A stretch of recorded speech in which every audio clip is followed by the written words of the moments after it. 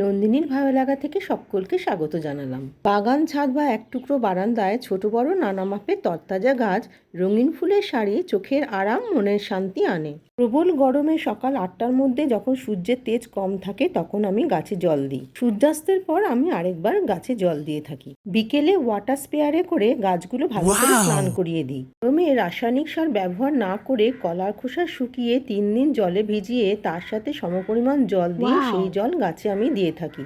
গরমকাল বলে পেঁয়াজের খোসা একদিন জলে ভিজিয়ে নিয়ে সেই জল ছেঁকে তার সাথে সমপরিমাণ জল মিশিয়ে আমি সার হিসেবে সেই জল গাছে দিয়ে থাকি। গরমকালে তরল জাতীয় সার গাছে দিলে গাছের মাটি ঠান্ডা থাকে।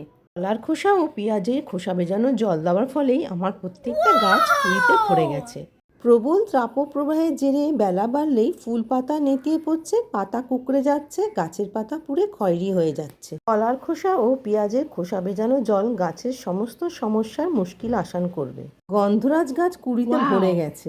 তরল সার ব্যবহার করার পরের দিন গাছের মাটি খুঁড়ে আলগা করে দিতে হবে। কমেন্টস করে জানিও তোমাদের কেমন লাগলো। নিজে হাতে করে ফল পেয়েছি তাই তোমাদের সাথে ভিডিওটা শেয়ার করলাম।